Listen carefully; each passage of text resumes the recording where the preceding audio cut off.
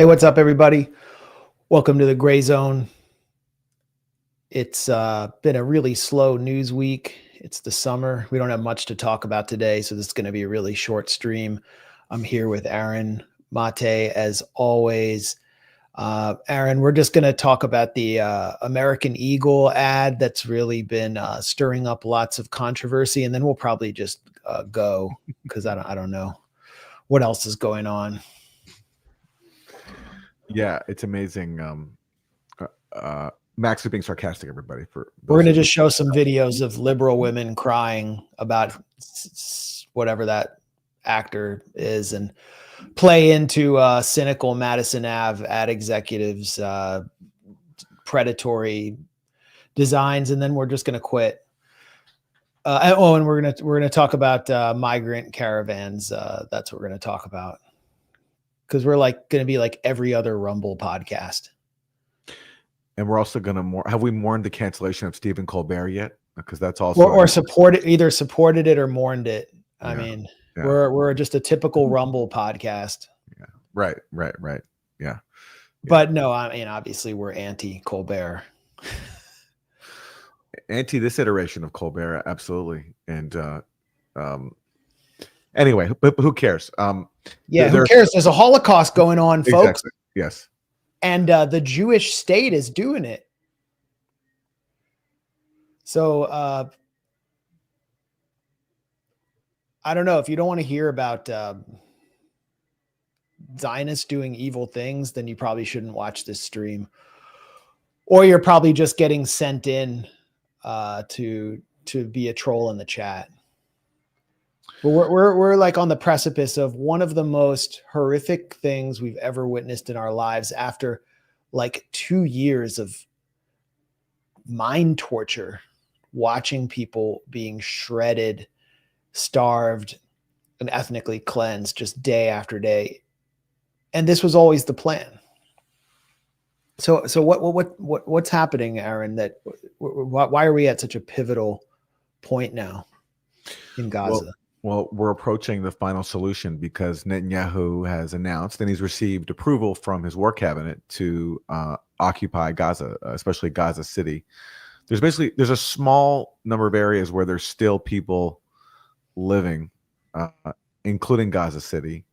And now the plan is for Israel to attack it, take it over, and push people down to the south, as they've already done for so many inside Gaza. So, and this is basically the final stage of the final solution. This is to basically bring all of Gaza under Israeli military control and push as many people as possible into permanent exile. Or into concentration camps. Or into permanent concentration camps, yeah. This was the general's plan that was introduced early in the war by former members of the Israeli general staff and religious nationalist elements within the military. And it was the path to total victory. And anytime a deal was on the table, I can discuss this later. Anytime a deal was on the table, the political figures in Netanyahu's coalition, especially the finance minister Bezalel Smotrich, who is now sort of the linchpin of the coalition, partly because the pressure that Netanyahu faces also from United Torah Judaism, which is the Haredi ultra-Orthodox faction, which is primarily concerned with conscription of its youth. Smotrich would always sabotage the deal, even against the wishes of the military intelligence chiefs. And it was always moving to this point. So it started in March when Smotrich and Netanyahu sabotaged the U.S. brokered ceasefire and went back into Gaza with enormous carnage, then launched Operation Gideon's Chariot, which totally failed. It was a very expensive operation. A massive call-up of reservists led to 40 Israeli soldiers being killed, many wounded, severely wounded. Thousands of PTSD cases. There's been a wave of suicides among recent Israeli veterans in Gaza. And now they're going with what was always sort of the plan B that was on the table, the general's plan, which Mohammed Shahada lays out here. And it means implementing, it means an attack on Deir al-Bala and Nuseirat, which you can see in the center here, which are sort of the only areas that are intact. They're not like complete moonscapes like Rafah or the Jabalia camp in the north. And it's where it's a major conurbation for Gaza war refugees. As Shahada points out, the general's plan is ethnic cleansing. It's about fully encircling and besieging a city. They're going to start with Gaza City because they don't want free-range Palestinians living in this, what was the major administrative and economic center of Gaza in northern Gaza. And they really want to cleanse the north and begin annexing parts of it. And they want to move them south after flattening everything. They tested the general's plan in late 2024. They moved out about 130,000 people by blowing up, starting with the Ramal district, which is where most of the administrative buildings in Gaza were. They just blew everything up. All the buildings that I knew, that I worked out of doing like if I was doing any editing or going on air in Gaza City, they've all been blown up. And then they, do you remember the really shocking Holocaust-like photos of men just being rounded up in the north like this? I mean, this is what we're going to be seeing a lot of again in Gaza City. And then Hussam Abu Sufia, the doctor who maintained a hospital under siege. They took in the doctors, destroyed the hospitals to destroy all centers of life, and then flatten everything, depopulate the area. Then they bring in settlers and bulldozers and like contractors who get paid $5,000 for every house they destroy to prevent people from being able to move back. That's what they've done in the flattened areas. And so they're repeating and expanding this plan for Gaza City. And then, I mean, I'll kind of sum it up. They're going to, this is where the Gaza Humanitarian Foundation comes in. They're going to push people towards what are now supposed to be 15 Gaza Humanitarian Foundation, or what I call Gaza Holocaust Facilitator distribution hubs. And those hubs will become the bases for concentration camps, which will use biometric surveillance, facial recognition technology to winnow out anyone that Israel accuses of being radicalized. This is the de-radicalization process, and no one will be allowed out. That's sort of the next phase after the mass killing we're about to see. So it's going to be horrible. It's going to be horrible in an unprecedented fashion. It's naked ethnic cleansing. It's a desperate act by Netanyahu. And he has faced opposition from the military because they've suffered during every operation. And as we'll talk about in a minute, everyone except the US, the entire international community is opposed to this. And this is after, of course, they've left all of Gaza, except for these three areas that they're now about to attack. I mean, even these three areas have been severely hurt, but they're not totally wiped out. So these are the last three areas that they're attacking that haven't been completely decimated. But the rest of Gaza is completely destroyed. I mean, there's footage now, more footage coming out now of the destruction, which you can just see. It's just rubble for miles and miles and miles. Everything is destroyed. So basically what they're doing now is just attacking one of the few areas left that are not completely obliterated. And I'll put some footage up on screen that has come out. And just recall, I mean, this is Israel's goal for decades. Gaza's always been the center of resistance. And one of the reasons it's the center of resistance is because that's where the biggest concentration of Palestinian refugees is. The population are people who were expelled from their homes in what is now Israel. I mean, look at that. It's just rubble for miles. It's just complete destruction. And so now they're going after one of the few areas that are not just total rubble, although there's already a lot of rubble there. But Gaza has been in the Israeli crosshairs, especially for basically since 1948, because that's where most Palestinian refugees are. And accordingly, that's where the center of resistance is. The major Palestinian resistance factions, they're founded there. And it's always been the symbol, the heart of, what Rashid Khalidi calls the crucible of resistance. And so they're achieving a goal they've had forever, just to completely wipe it out. Well, we don't know if they're achieving it. They have failed. They have failed in 2 years to eliminate Hamas. They believe that in Deir al-Balah, Nuseirat, Gaza City, these areas is where they will be able to destroy Hamas. But these are also the areas where the remaining captives are. And this is another component to this operation, which basically constitutes the full reoccupation of Gaza, which is that Israel is going to complete the Hannibal Directive. As I just wrote at the Grayzone, the Israeli government has issued a death sentence to its remaining captives. That's not my language. That's the language of the Missing Persons and Hostages Forum in Israel. Eyal Zamir, the Israeli Army Chief of Staff, has said that the operation will put hostages' lives in peril, which is why he lobbied Netanyahu to remove rescuing the captives as an objective. And Hamas has also said this will likely lead to the deaths of these captives, most of whom are male Israeli soldiers and are prisoners of war. Now, one of those 3 areas that you mentioned, Aaron, Nuseirat, was the target of one of the bloodiest Israeli operations of the war when they attempted to rescue Noah Argamani, this raver they found out she had been held, it was being held in a house there. They sent in a special forces team. They got found out. And in order to avoid, they were disguised in humanitarian aid caravans, ironically.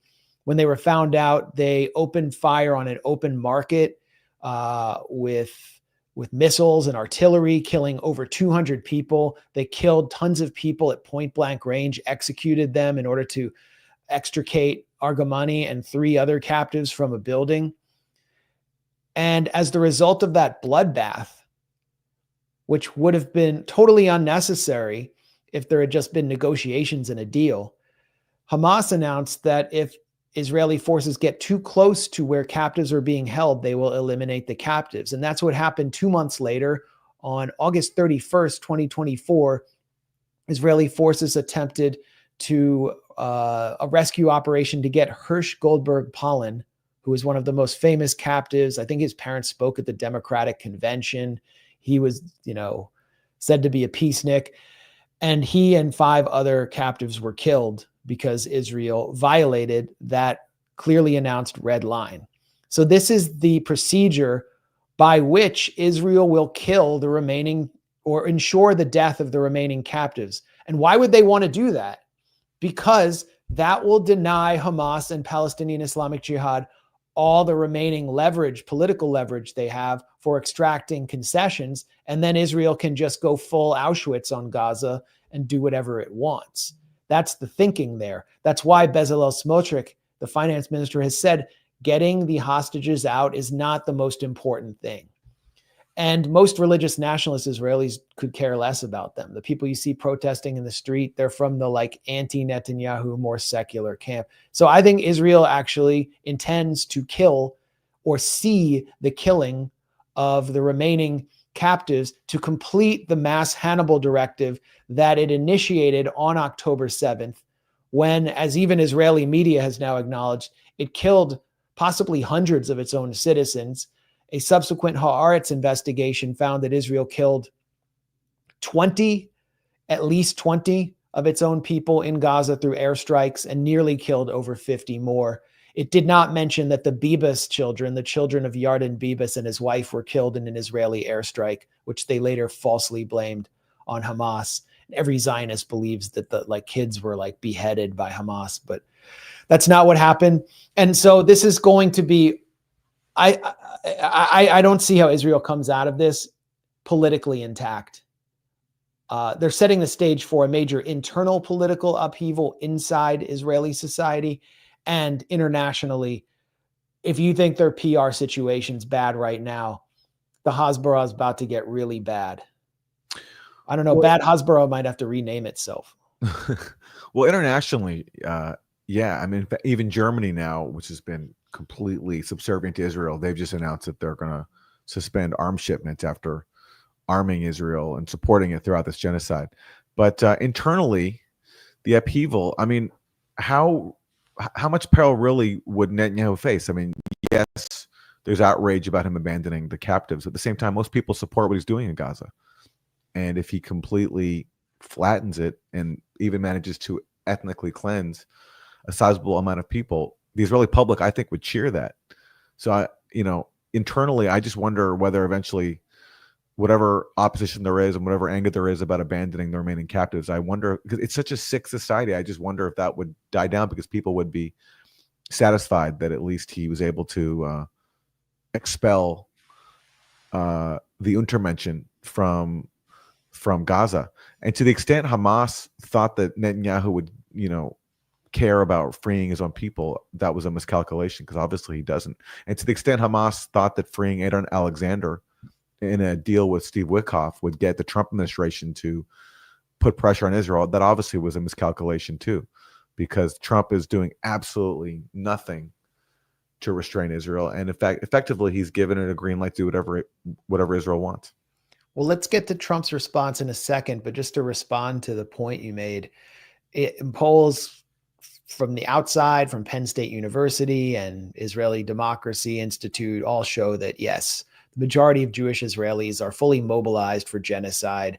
The suffering and slaughter of Palestinians has made generally no impact, although you see some protests by leftists in Tel Aviv against genocide. You hear figures from the icons of the Israeli enlightened public, like David Grossman, sort of Israeli literary icon, accusing the Israeli military of genocide, the Israeli leadership of genocide. A former Mossad chief even called it genocide from, the old labor days.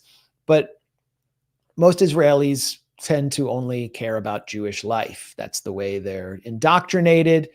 And therefore, they know the names of the captives and hostages in Gaza. They're like a football team. Like they've known all the names and they go out with their faces to protests and they know the families. It's a very close, tight-knit society. There was a devastating Channel 13 report that came out showing how Smotrich and Netanyahu destroyed a deal which would have gotten everybody out back in March and then shattered the ceasefire brokered by Witkoff. And that has made a major impact. And I think you'll see that component of Israeli society, the sort of center and center left, erupting in rage when Netanyahu finishes off the remaining captives. It's going to be too obvious. However, that faction is outnumbered in Israeli society, overpowered, and has lost control over every institution except the Supreme Court. So when I talk about a political upheaval, I don't mean that it's going to set Israel back on track to being able to falsely present itself as a liberal democracy. I think it's going to lead to another clash like we saw with the protests over judicial reform before October 7th. But it will end up with the messianic fascist right with greater power in its hands than it even had before, which will also accelerate the process of Israel becoming a pariah state. I mean, we see the cover of The Economist shows ruins of Gaza. This is a deeply Zionist publication that exists for the pleasure of English billionaires. What I can't remember her name. She has too many names. The executive editor of The Economist, but she's lashing out at Israel. Zintin Mehdi Beddoes or whatever her name is. She's always on Fareed Zakaria. Yeah, yes. Time magazine. I mean, they've done the same thing, but it's like pro-Israel propaganda, but it's pretty bracing imagery. And then you have Friedrich Merz from the CDU, one of the most Zionist parties on the planet, suspending weapons to Israel under pressure from the SPD, from German cultural figures. This is unprecedented. It may not make a difference materially, but it's unprecedented. Yeah, and just to underscore this one, these leaked cabinet transcripts from the Israeli government, which show, and this came out via Israel's Channel 13, which show that early this year, 2025, there was support inside the cabinet. It's at the military, not the cabinet. It's at the military to move to the second phase of the ceasefire deal. And the consensus was that, yeah, moving to the second phase could secure the release of all the remaining hostages. Netanyahu instead chose to go the route of starving Gaza because he thought that would, or he argued that would ultimately force Hamas to surrender. This is the Channel 13 report I was referring to. Exactly. Yeah. Yeah. So he had he had people telling him, like, let's move to the second phase. We're confident this could release all the remaining captives. He chose and said, let's pursue a policy. Let's blow up the ceasefire and also impose a complete blockade to starve the people of Gaza, which shows all along what his aim is. It's just to destroy Gaza and push anybody who survives out or in, as you said earlier, into concentration camps where they can't leave. So, Donald, well, before we get into Trump, I think since I brought up the Europeans, this is just, it's something I never thought I would see after being in Germany. And people were so propagandized when I was there into this transatlantic mentality. They truly, there was just truly an organic grassroots feeling among at least Western Germans, like middle-class Berlin Germans, that they owed this debt to Jews, and the way to pay it off was through supporting Israel with all their hearts. And that is just, that traditional German ethos has collapsed.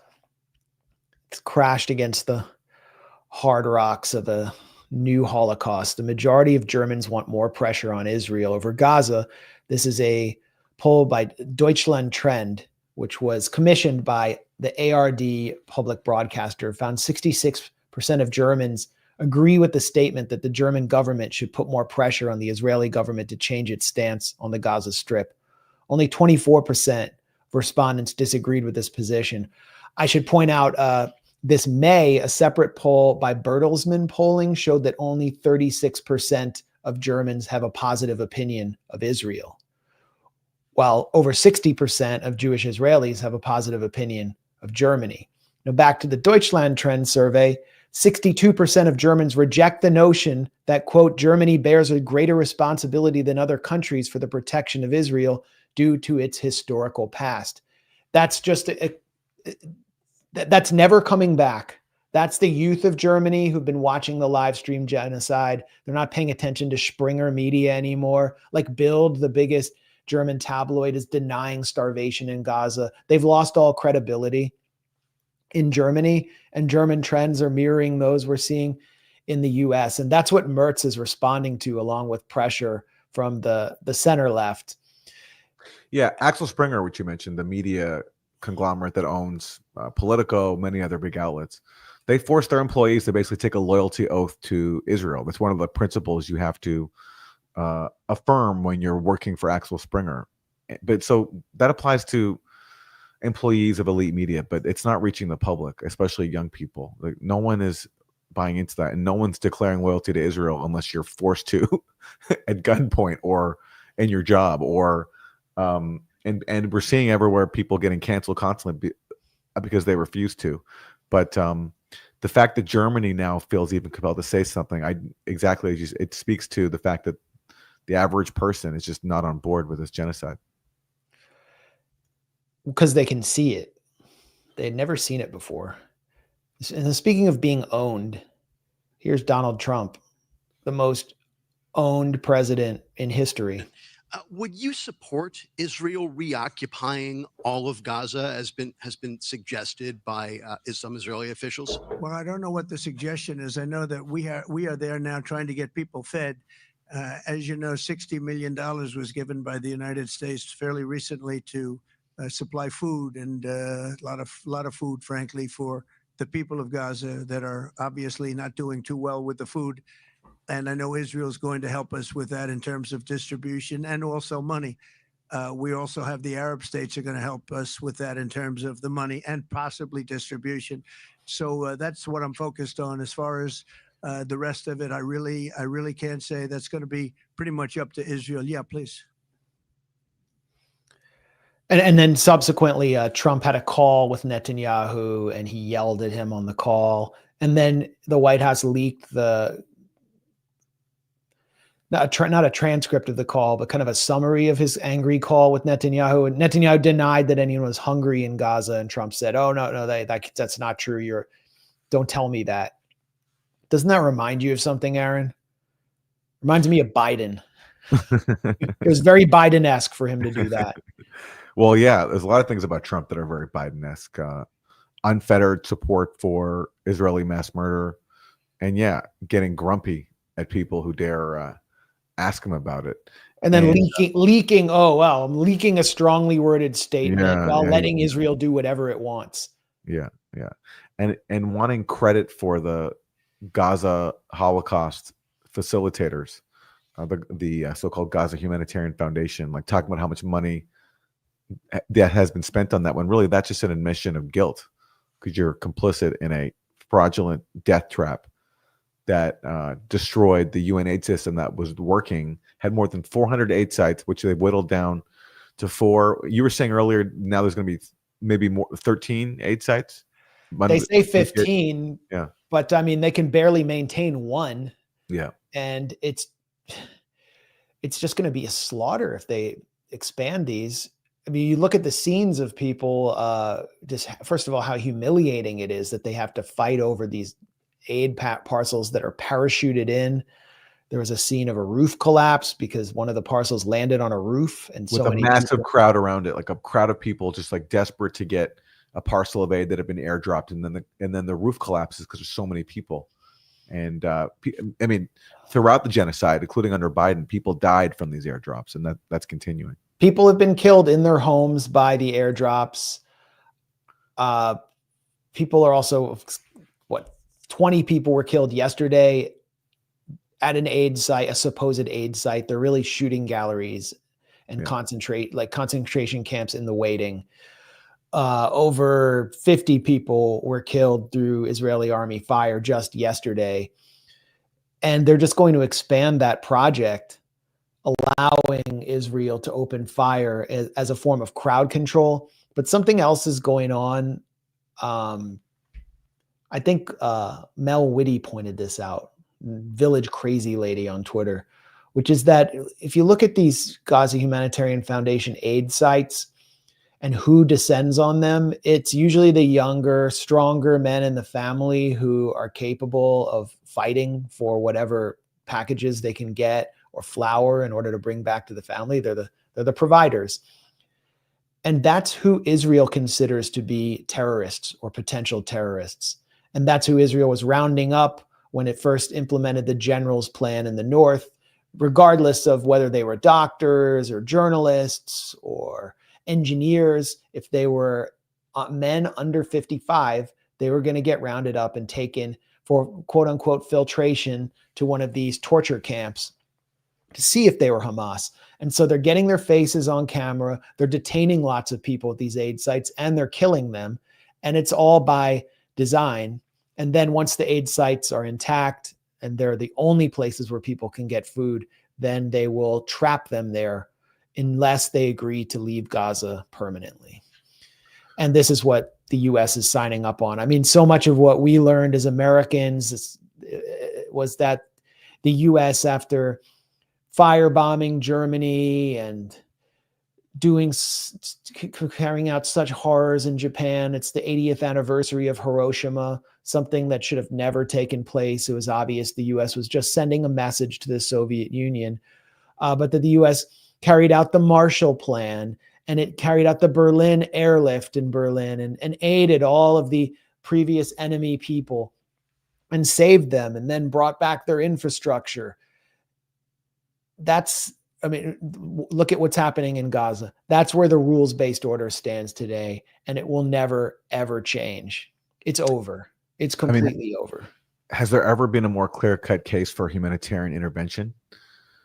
For Gaza bombing the railways to Auschwitz. Yeah, exactly. Gaza has no army, no defenses, no air defenses, just like a collection of militants, like armed with rifles, maybe some RPGs or something.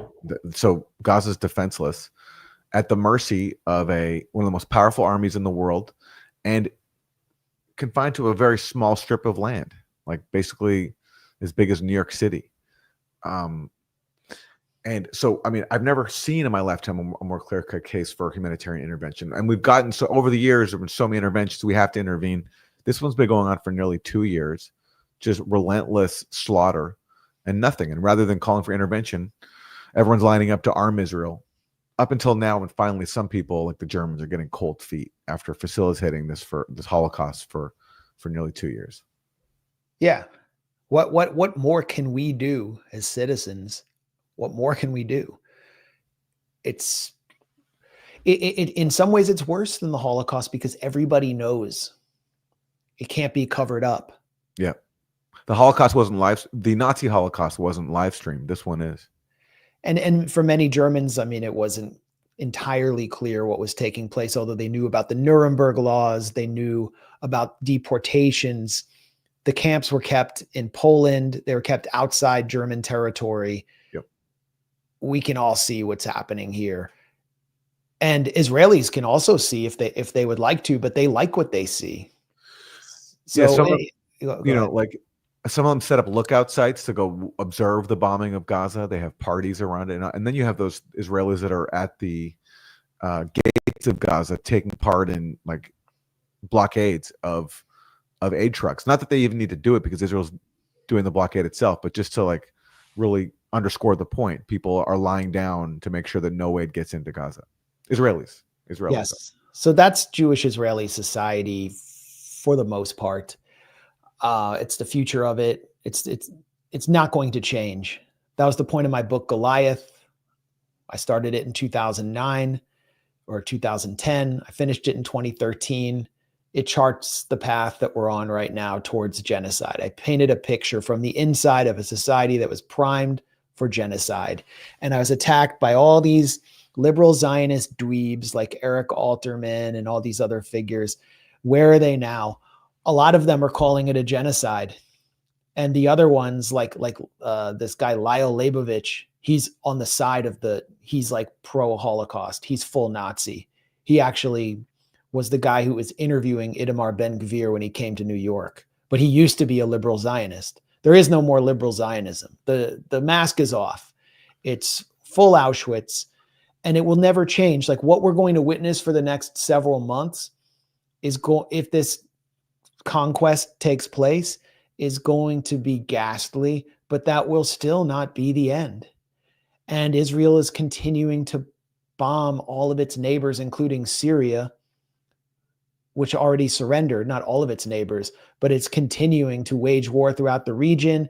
Israel, through the US, whose government is basically taking Israeli instructions in the region, is trying to stoke a Lebanese civil war by trying to force Hezbollah and Amal to disarm through its puppet government that's been installed in Beirut. It's just, we're just witnessing endless violence. And the only response is that this project has to be dismantled somehow, or this will just continue along with what we'll talk about a little later, which is the poison seeping into our society, the controlled demolition of American institutions and American cherished values like the freedom of speech in order to protect the Zionist project. We've been told our whole lives, our adult lives, me and Aaron, that, when children are starving under an oppressive government, that the US has this role to step in and support the white helmets and provide aid, but it has to provide aid at the point of a gun. When warlords are blocking aid in Somalia, well, we'll send in the Blackhawks and we'll send in the Delta Force and protect the aid. That's the responsibility to protect doctrine. Well, there's never been a clearer case to invoke the responsibility to protect doctrine. And who's intervening? Beyond Ansar Allah in Yemen? Nobody. Nobody's bombing the railways to Auschwitz. So what can we do? And look at our government. I mean, this is Marco Rubio, Secretary of State. They're just shrugging at the whole thing because they're so controlled. Lots of talk coming out of the Middle East. The government of Israel might engage in a military takeover of all of Gaza, the remaining parts of Gaza they don't already control. Have you spoken to the Prime Minister? And do you think that is a wise decision for Israel to take over Gaza altogether? Well, ultimately, the president has said that it's up to Israel to decide what they need to do for their own security. I've spoken often, almost daily, to somebody in the Israeli government, often to the prime minister, but many times to many members of his team. Here's what I would say. There are three problems going on there, and they're all interrelated. The first is there is a humanitarian problem that needs to be addressed. We're working very hard to figure out ways to address it in ways that doesn't benefit Hamas, but that allows people to be fed and prevents a further humanitarian problem there that we're seeing now. The second is that there are 20 innocent human beings that are being held hostage in horrifying conditions. And the third is that as long as Hamas exists, there will not be peace. There cannot be a permanent peace. It'll restart again if Hamas remains. There's a lot. So it's just up to Israel, and it's up to us to continue supplying them and continue to pay, pay our wages to provide provide our wages to military aid to Israel in the form of military aid to Israel. It's just, but we let Israel decide. And what other foreign nation has that level of control? Marco Rubio wants to be VP or president, and his entire career has been sponsored by Zionist billionaires like Paul Singer and the Adelsons. The one difference I can see from the Trump administration and the Biden administration is that, and I think Anthony Blinken even pointed this out, that they wanted to starve Gaza totally, but we didn't let them impose a full blockade. So the Biden administration pressured Israel to allow in a little bit more aid than Trump is. That's the only difference I can see so far. Otherwise, it's the same rhetoric. Hamas can't exist. Israel's a right to defend itself. But if you're comparing sadism, even though the Biden administration, was complicit in the genocide for a longer amount of time, at least when it comes to blocking aid, I think you can fairly, correct me if you think I'm wrong, Max, but I think they weren't quite as sadistic as Trump and Rubio have been so far when it comes to the issue of imposing a starvation siege. Well, the whole point of Biden's, Jake Sullivan was interviewed at the Aspen Security Forum by Fareed Zakaria, and Fareed said, "Why didn't you cut off weapons to Israel? That would have been the best leverage to getting a deal." And he said, "Well, we did everything we could to cajole Israel to let the aid in, and that's our real accomplishment. But we had to keep sending them weapons because Israel needed to go to war with Hezbollah and Iran as well, and we needed to support that." So that was the Biden line. It's not very different from the Trump line, except that to the extent that they cajoled Israel to let any aid in, and there was already looming famine, it was protecting Israel's international image and preventing or postponing the collapse of Israel's support among transatlantic elites like the editors of The Economist or Friedrich Merz and the German Social Democrats. That's pretty much their accomplishment. And that's the role of liberal Zionists, is always to protect and shield the public from seeing the real fascism at the heart of the Zionist project. So with Trump, it's like the mask is off and Israel is on its way towards becoming a pariah state. You can't criticize me for saying that because this isn't my perspective. I've always seen Israel as a criminal pariah state. I'm talking about how it's going to be received in multilateral forums, how it will be received by the collective West. And it's well on its way towards being sanctioned. It may happen starting with Europe, but dynamics are shifting in the US as well. And the Trump administration I don't know if it will be the last administration to give Israel a blank check, but if a Democrat somehow comes into power, this hated, seemingly irrelevant Democratic Party gets back on its feet again, they're going to face, it's going to be an arena for enormous, painful contestation over the issue of Palestine. And I didn't mean to suggest that the Biden administration wasn't complicit in a blockade and in famine, because in fact, Anthony Blinken overruled and censored his own experts who warned him of acute food insecurity, even famine, and who warned him that Israel was blocking aid. I don't think the Biden administration tolerated this prolonged a starvation siege. I guess that's the main difference. The Biden administration didn't tolerate this prolonged starvation siege, whereas Trump and Rubio have no problem with it. Definitely. I mean, it's not Trump and Rubio, it's Netanyahu. Like there is no Trump anymore. It's whatever Netanyahu wants, Netanyahu gets. There are no red lines. So we're seeing just full Netanyahu. And in our own society, cover that as well. Netanyahu's calling the shots. Remember when Netanyahu called for Biden to unleash the National Guard on student protesters at Columbia and to go to do a Kent state on student protesters in the US, and the Biden administration refused to condemn him? Yeah. I was at the State Department briefing and Matt Miller was trying to weasel his way out of criticizing what Netanyahu had done. Like one of the most repulsive acts of foreign meddling we've ever witnessed. And they wouldn't condemn him. But at the same time, they wouldn't do it. I think the Trump administration would have done it. So absolutely. They can't wait for the opportunity. Yeah.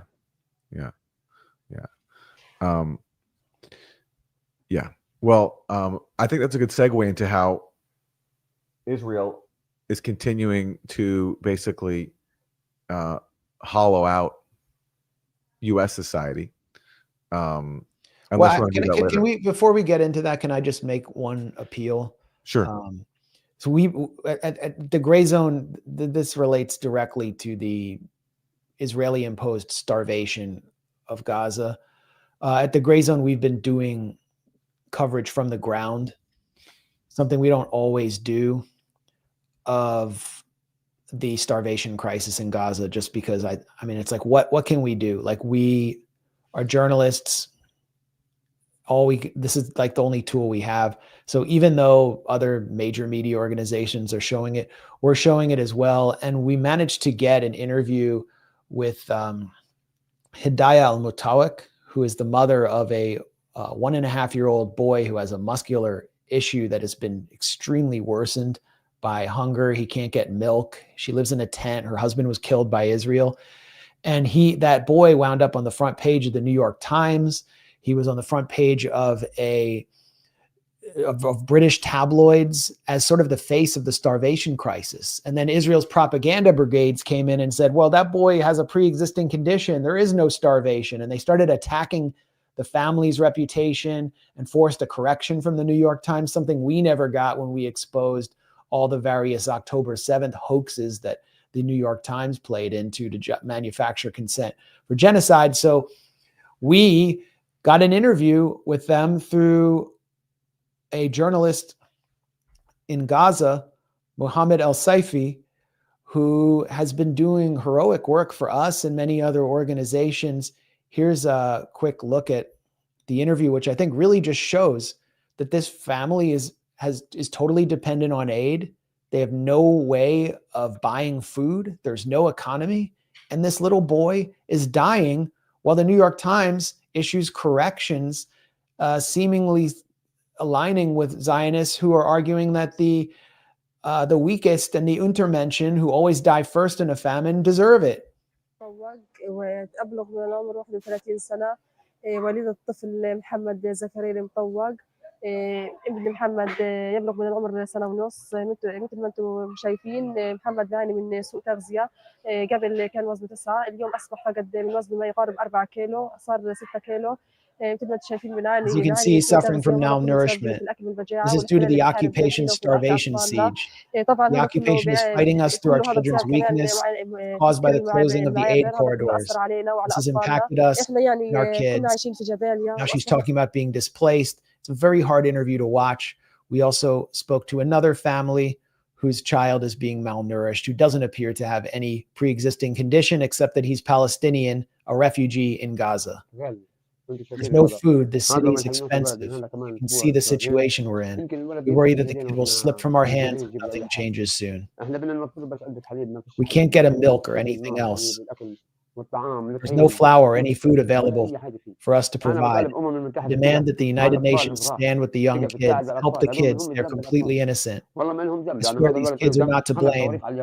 Did this kid throw rocks? All this kid needs is bread to eat. That's all this kid needs to fill him.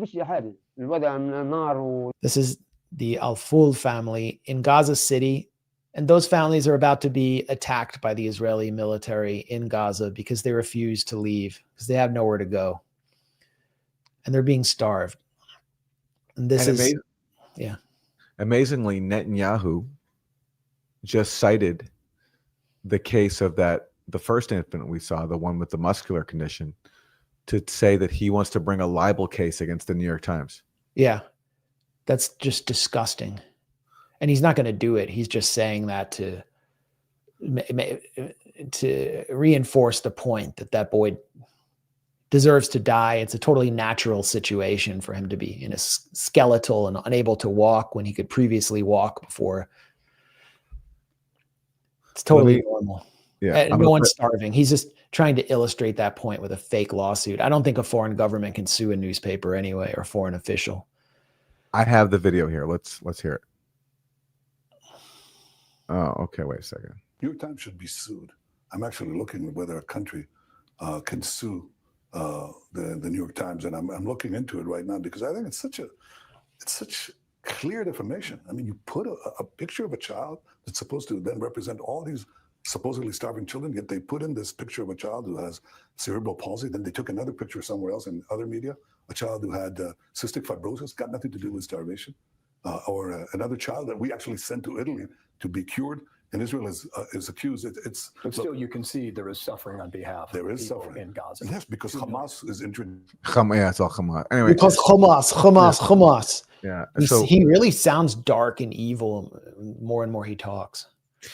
And it just speaks to how entitled he is, that even an outlet like the New York Times, which does his bidding, which constantly whitewashes his genocide, which puts out genocide propaganda so often, the Hamas mass rape hoax, Hamas headquarters under Al-Shifa Hospital, UNRWA, the UN agency, being complicit on October 7th.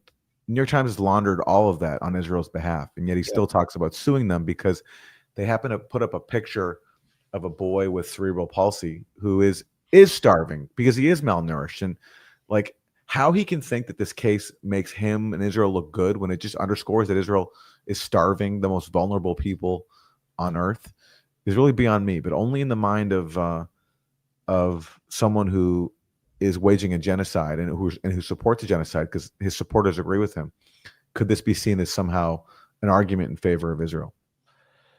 And when we wrecked the New York Times for its front page hoax story, screams without words about pushing the Hamas mass rape hoax, and they refused to air their podcast about the story, which was supposed to make the case for some Pulitzer Prize, the New York Times executive editor, Joe Kahn, whose family is involved in the Israel lobby, launched a racially motivated witch hunt throughout the New York Times for Muslim staffers who had leaked that story about the cancellation. Yet when they issue a major correction whenever Netanyahu puts pressure on them about this 1.5-year-old child who you just saw in that interview. That is not a natural condition for a 1.5-year-old child to be in. And then we show you another child of the same age. No one's saying he has a pre-existing condition. He's just starving. They're actually starving. So I just wanted to make an appeal for the journalist, Mohammed El-Saifi, who got us that story and has gotten us that footage and gotten us so much other important footage from Gaza. It's hard to know where to send money or who to support, but he's a colleague and he's trying to get his family out of Gaza. He has this Chuffed page, and sadly, he has to raise $40,000. That's because the Egyptian border guards extort $10,000 for each Gazan who wants to get out. It's a disgusting commentary on the Egyptian government. He's trying to get his children, his wife, and his father out. And it's like a situation where everyone you get out of Gaza, you save a life. And Mohammed wants to continue to work and report from Gaza. So I'm going to drop that in the chat. And Eric, also in the show notes for this once this is published. Notes. Yeah. And if you want to support people in Gaza, there's something called the Sameer Project, SAMEER, which is sort of a mutual aid crowdsourced organization that is getting aid into Gaza, however meager, and supporting families. I mean, if you can buy food in Gaza, you can get by. The issue is most people can no longer work. The economy is destroyed and the food is being sold on the black market, including through GHF. So it's impossible for people to acquire food. But the Sameer Project is one of the best places I've found. And we'll have, I'll send this to Eric T. Red, Eric Thomas, who's moderating our chat as always. And he'll continue putting this in there. And I'll do one more before we get moving on the next segment. I guess one more pitch, which is that everybody, if you're able to be in the New York area on August 23rd, which is like 2 weeks from now, you can come to Grayzone Day, Icarus Fest. It's a full day of your favorite faces and voices from the Grayzone and from other outlets. We've just added Judge Napolitano live in person to the program. Katie Halper is going to be there. This is it. It's at the Williams Center in Rutherford, New Jersey. I just dropped the link in the chat, and if you just go to the follow-up tweet, you can buy tickets there or look online for Icarus Festival at the Williams Center in Rutherford, New Jersey. I'm told if we sell 50 more tickets, we'll be doing the entire program in the historic Tivoli Theater, which is a really cool Art Deco theater. And the day will end with a night of comedy with Jimmy Dore. And I might actually get up and tell some jokes myself, even though things are not that funny right now. And for those wondering whether Rutherford is still a dry town, no alcohol, I believe that was abolished a few years ago. So you're free. It was a dry town? It was a dry town. Yeah. I think for more than 100, I think it was more than 100 years a dry town until recently. There's like a part of Rutherford that was a dry town, but I don't believe it's dry anymore. So anyway, the drinks will be flowing in Rutherford if you can make it out. Or if you don't drink, they won't be. Yeah, that's true too. That's true too. Well, but I mean, it's a nice little town. It's kind of like Main Street, USA, where the theater is located. It's surrounded by restaurants and, boutique stores. It's a nice place to get away. And it's only an hour outside New York City. So like if you're anywhere on the East Coast, all the way to Pittsburgh, it's like, it's worth a drive. And Aaron, you'll be there, right? I'll be there. All right, great. Yeah, we were there last year and I was there the year before. It was a hell of a time, mainly because of the interesting people who showed up, like the anti-imperialist NRA chapter leader. That was interesting. All kinds of people like that. So where do we want to go next? We can't get out of this Israel insanity because it's just being thrown in our face. Mike Johnson, the Speaker of the House, the House Republicans, especially the freshman House of Republicans, they left Congress early first to avoid voting on releasing the Epstein files, which would have embarrassed their dear leader, Trump. And then where did they go? They went straight on an all expenses paid trip to apartheid Israel. And here they are. Randy Fine's right behind Netanyahu. Randy Fine, the obvious glutton who says that people in Gaza deserve to starve. But these are just kind of like a who's who of congressional Republicans.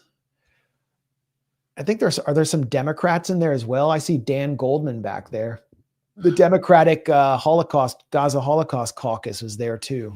No, that's a different Goldman. All right, it's a different Goldman. We're blessed to have multiple Goldmans in Congress. Goldmans who serve Israel, and this is a C Goldman, not Goldman. Well, Goldman sucks, not Goldman's, but Dan Goldman, the Democrat, for those who don't know, is an heir to the Levi Strauss fortune.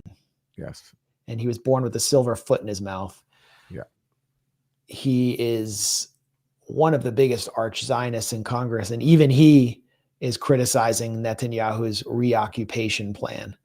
But those are the Republicans. Will Hurd, I see there, former CIA operative, who is actually a friend of Phil Riley's, who had Safe Reach Solutions, which is now in charge of the contract for the Gaza Humanitarian Foundation. And now the Democrats are arriving too. But Mike Johnson, the speaker, gave a speech at the Western Wall. This is what if you want to be in power in Congress, you have to kiss the wall. It's not loading for me for some reason. Maybe you can pull up that element because for whatever reason, it won't load. You want the video of Mike Johnson at the wall? Yeah. Okay. I'll have to. Okay. Yeah. Let's see if this works. I mean, it's just become like an almost anti-Semitic spectacle of all of these Gentiles having to constantly go to this wall and put a note in and like pretend to meditate at the wall and to wear a kippah when they would never wear the symbol of any other religion.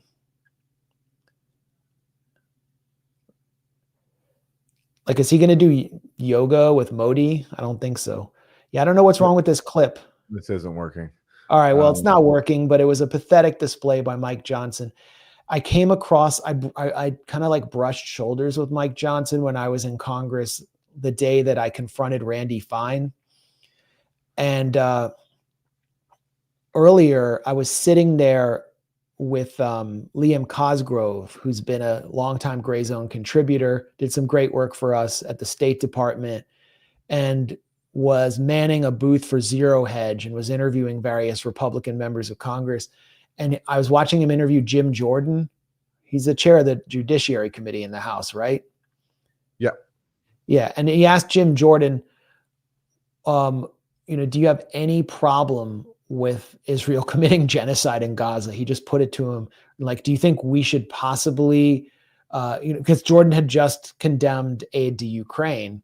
He said, do you think we should use aid to Israel as a possible tool to get Israel to end this war? And Jim Jordan said to him, and I'm paraphrasing slightly, he said, Israel is not a foreign policy issue. It's a spiritual issue that exists above all other issues. And I love Israel with all my heart. And I've been there on 6 trips and I plan to go again. And that was his response. He just had this like glassy look in his eyes when Israel came up. And he really meant it. For Mike Johnson, who is the lawyer for the Creationist Museum in Kentucky, where they argue that there was like an actual Flintstones level reality on Earth where like Adam and Eve walked alongside the brontosauruses and like rode around on dinosaurs. That's their reality. And they actually believe that in a complete distortion of a quote from Genesis, that he who blesses Exodus, that he who blesses Israel will be blessed.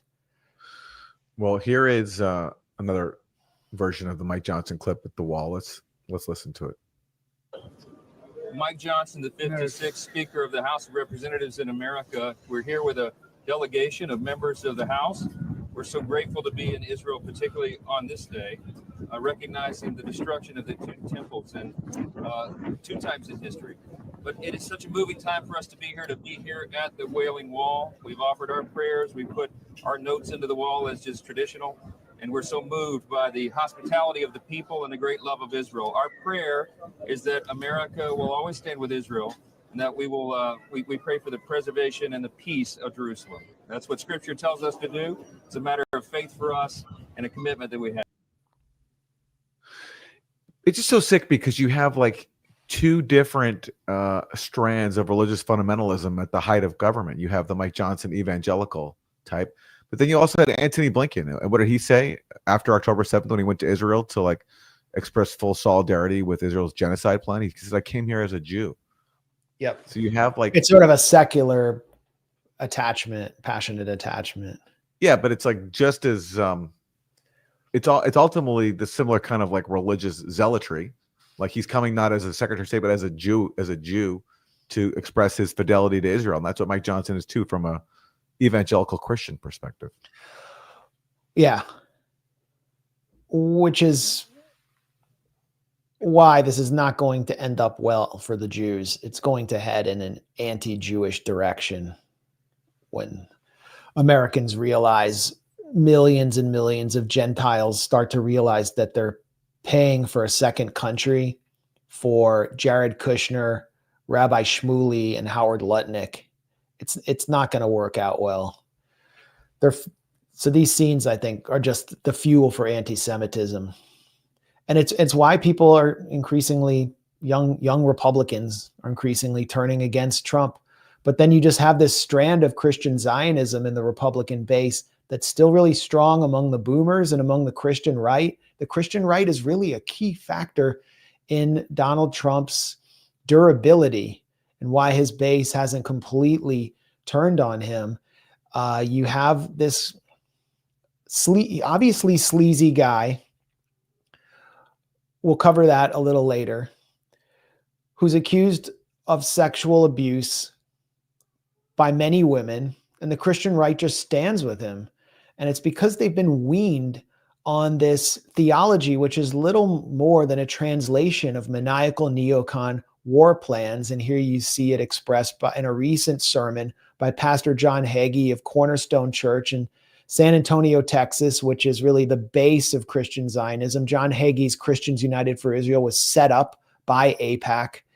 And I mean, this is what Fox News boomers are feasting on every Sunday. This is the brain slop they get when they're not watching Sean Hannity, who wears like an Israel and CIA pin on his lapel. What nations are going? Oh, we lost the video. It's probably my bad. Put up again. Detailed the coming Russian invasion of Israel as the Gog-Magog war of Ezekiel 38:39. Ezekiel 38 verses 1 through 3 says these things. That God is the leader of the invasion, so he's a man. So just for fun, let's say that this is Vladimir Putin. Magog, according to historian Josephus, represents modern-day Israel. Ezekiel 38:3 mentions the word Rosh, which definitely is Russia. Russia is leading a group of nations in an invasion of Israel in the future. The nations coming with Iran against Israel, as recorded in Ezekiel 38. Turkey, Syria, Libya, and Germany. Those are all there. God is warming up his pitching arm when these armies begin to come against Israel. The result in Ezekiel 39:2, I'm going to leave but a sixth part of you, meaning God is going to destroy 84% of that invading army. Hello, Mr. Putin. Israel is going to be Russia's graveyard. What? So Russia is actually in the Bible, according to Pastor John Hagee. Russia's in the book of Revelations, and Russia is going to come against Israel, where Russia has where there's 1.5 million Russian Jews living, and Russia has pretty good relations with the government. But I mean, all he's doing is filtering the Project for a New American Century through the book of Revelations for Fox News boomers. And this component of Trump's base is really a holdover from the George W. Bush administration and the so-called war on terror, which is also a base for neoconservatism in the Republican Party. And they are much stronger than this emerging America First faction headed by Marjorie Taylor Greene and other figures in the GOP or on the right that's skeptical of Israel. They're much stronger. They vote in every school board election. They participate in those elections. They vote in every city council election. They're all about voting. They're completely reliable, and they decide judicial nominations that Trump takes. That's the Faustian bargain the Christian right made with Donald Trump, is they'll get control of the judiciary and Trump's foreign policy where it matters, which is Israel. And they'll vote for a guy who is a completely depraved pervert because all they care about is power and their own agenda. And so Mike Johnson going to Israel is a reflection of that long-standing trend in the Republican Party, even as we see younger right-wingers tell pollsters that they're disgusted with Trump. I'm pretty sure John Hagee is the guy who said that the Nazi Holocaust was God's way of getting the Jewish people closer to Israel, right? That was him. Yep. He said that, and he also said that they erased this clip after I publicized it. This was years ago, and I stupidly didn't preserve it. That Hitler was that the Antichrist, when he returned, would be a half Jewish homosexual with fierce features, as Hitler was. He actually said that. He'll be a homosexual with fierce features.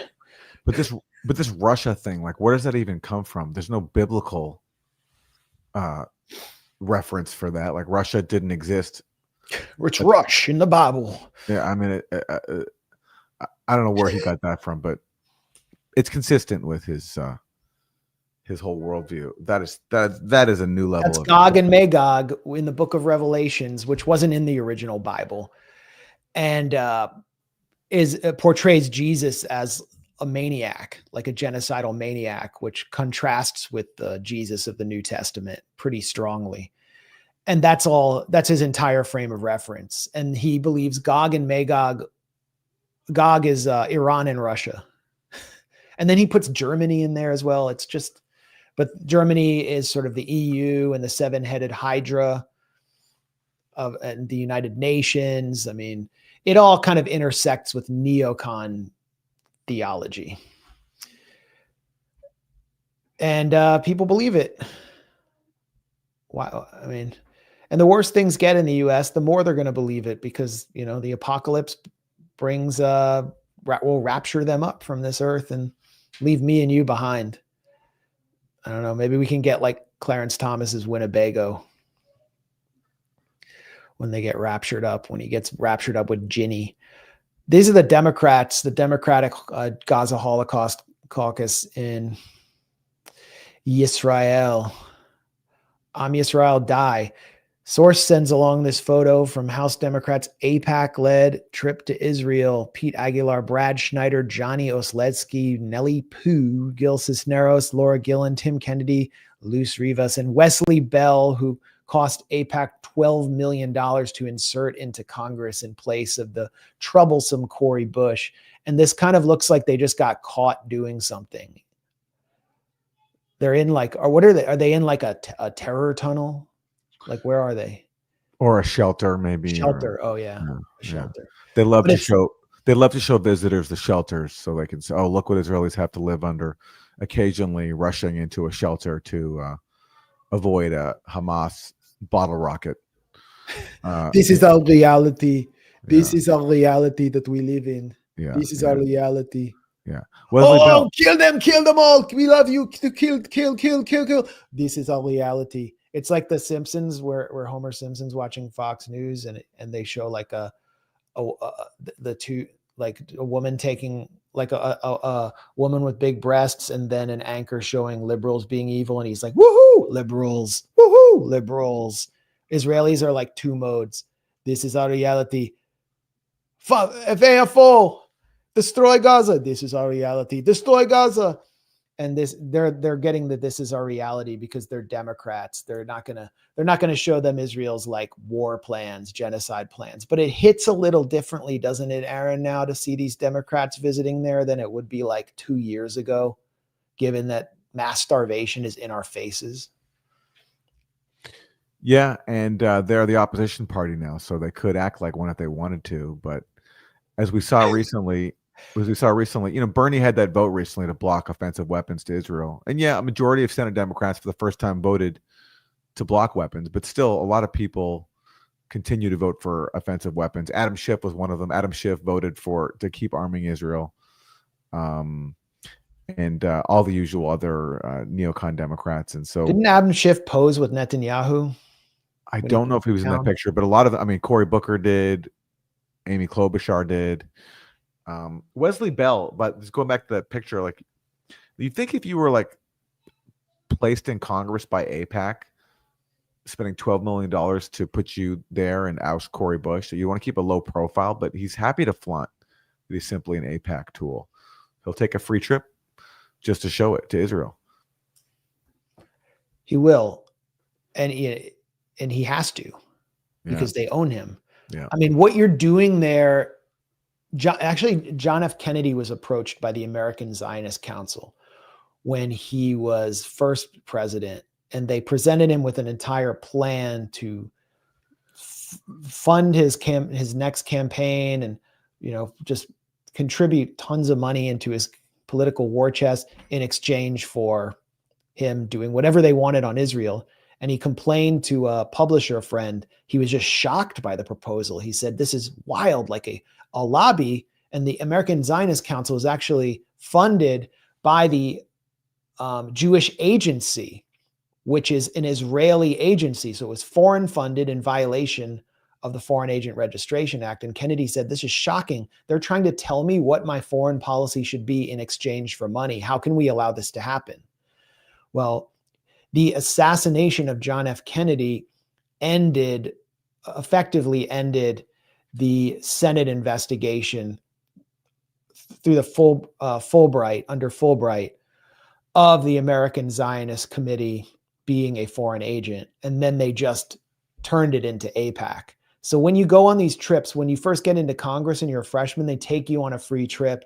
And then they basically insert someone in your office, your AIPAC handler, and who will be your legislative aide, who tells you what to do on Israel. And you just rent out your brain to AIPAC in exchange for lots and lots of money, as Wesley Bell just came out of nowhere. He wasn't even planning to run against Cory Bush. He had promised her he wouldn't run against her. And then AIPAC came to him and said, look, we're just going to make you a member of Congress. Like, how are you going to say no to that? You're a nobody now. You're like an alderman in St. Louis. And then you're going to go on these awesome trips. And there's been stories of Dan Quayle's son when he was in Congress. He like jumped into Lake to the Galilee, the Sea of Galilee, when they took him to Tiberias because they all got wasted. Like, they give them tons of wine and alcohol and they get wasted. And I guarantee you that they're tapping their hotel rooms. They're all under surveillance. So if they go off the reservation, they can come back to them later and be like, hey, we have this footage of you getting naked and jumping in the Sea of Galilee. That wouldn't be good. So that's what happens on your trip there. And you're also supporting the Holocaust of our time, and you're the scum of the earth, and you just deserve to be confronted everywhere you go. So this is, people are seeing this. 9,000 people, 9,300 concurrently are watching this live stream. And there are other live streams you could be watching right now. We really appreciate you being here. We did our best to produce an educational program. I really want you to come away feeling like you learned something. But more and more people are watching all sorts of podcasts and live streams in addition to the footage they're seeing out of Gaza that are shaping their point of view, and it's liberating for them. They're not watching corporate media, and that is affecting the way they see Donald Trump, who posed as an opponent of the deep state. And now they can clearly see, especially young people, follow quote unquote new media, can clearly see who he really is. And the bottom's dropping out from Donald Trump's support base. Trump's approval rating, this start of term versus now, among 18 to 29, he's lost 27% of young people, 11% of millennials and Gen Xers, And then it's slowly going down for people who still, really the difference is legacy media versus new media. That's the difference as far as I can tell. And what they're seeing in new media is Trump acting as the increasingly dementia-addled Shabbos Goy for Netanyahu. Is there another reason? I mean, you know, young people aren't concerned with Trump gutting Medicare. Well, I don't know about that. Maybe they are. I mean, especially when there's no functional economy for a lot of people. Cutting Medicaid, cutting food assistance for people, mocking people who are on Medicaid, telling them to stop playing video games. I mean, they have been insulting a lot of people who I think were previously supporting them because they're just so beholden to the ultra wealthy. That's who Trump is. That's who his cabinet is. All while, as you say, serving as Israel's proxy, basically, like doing everything on behalf of Israel and censoring people on behalf of Israel. Everything, like the most effort they've made so far in terms of serving a population is serving the Israeli government.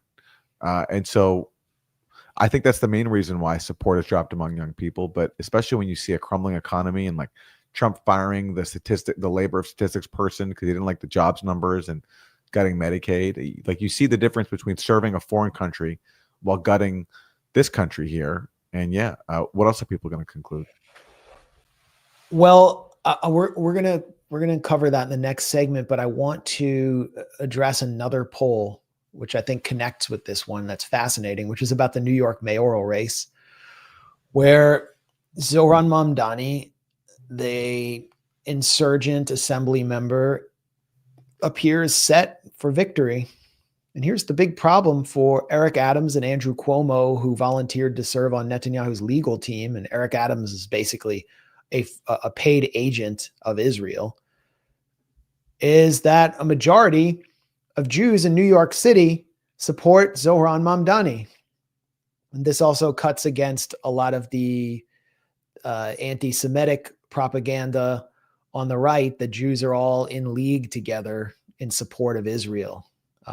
Really, it's Jewish institutions, the Jewish establishment, the Jewish 1%, which controls all of our institutions and denies non-Zionists and anti-Zionists a voice and demonizes us more harshly than even Gentiles do.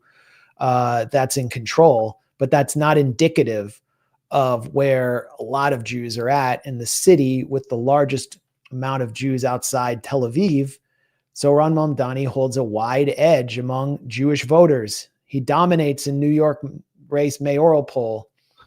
43% of Jewish voters said they would vote for him compared to 26% for Netanyahu's volunteer lawyer, Andrew Cuomo. The poll from Zenith Research and Public Progress Solutions predicted that Mamdani would dominate all four of its opponents combined with 50% of the vote. 67% of Jewish voters age 18 to 44 support him. And so if you look at the internals of this poll, and Aaron, you can speak to this because you're in New York. You're like in Brooklyn, so you live in the communist corridor. And it's not about, although many of those Jews are aligned with us or Mamdani, the younger ones, on the issue of Israel-Palestine, that's not the main issue for them. Like I always say, there's no like Jewish vote as a block because most Jews don't vote on Israel. And within the Jewish world, it's more like a class issue. Younger Jews in New York, they're renters. They're the urban cadre. They're working like professional jobs. They're not executives. And the Jews who oppose Mamdani are the sleaze lords. They're like, they own property. They're afraid of rent control. That's their main issue. They hate rent control and they hate anything that threatens their political control over the mayoral office, over Gracie Mansion. And so that's where Israel comes in. Like a mayor who doesn't support Israel, we don't control everything suddenly. That's the Zionist 1% or the 0.1%. It's really like increasingly a billionaire class in New York of the rich. And like, I hate them. I pretty much hate most Jewish 1%ers in the US because they act like a bunch of Nazis. But that doesn't make good ones. anti-Semitic. This is a traditional feeling that has existed in Jewish life for like hundreds of years.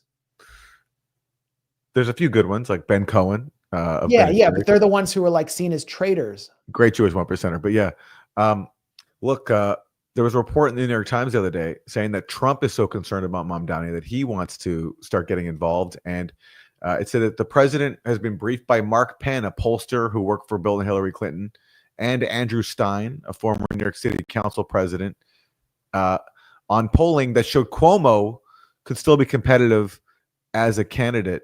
And the Times claims that in recent weeks, Cuomo and Trump spoke directly on the phone about the race. Now, both Trump and Cuomo have been cagey about this. They said they haven't spoke recently, but they didn't deny speaking. So this is hilarious that Cuomo and Trump see themselves. I mean, if it's true that they spoke, that they see themselves as allies here against Mamdani. And that speaks to how, when it comes to Israel, there's a complete bipartisan alliance to the point where Andrew Cuomo, who was once presented as like one of Trump's top challengers in a presidential race, are now at least ideologically aligned, if not even directly aligned, in going after Mamdani, who they rightly see as a threat to their joint agenda of supporting Israel and also supporting a economy that benefits the 1%. So what was Mark Penn's role there? He briefed Trump on polling showing that Cuomo is viable as an independent candidate. Yeah. Okay. So Trump is supporting Cuomo and Eric Adams. The DOJ under Trump lifted the corruption investigation on Adams for what? For being an agent of foreign influence, not just from Israel, but Turkey, the UAE, like 7 countries were paying Eric Adams. He's the most corrupt mayor you can imagine. And Trump lifted it because Adams started collaborating with the Trump administration. So he's sort of a Trump proxy as well. And then Mark Penn is coming in there. He used to work for Hillary Clinton.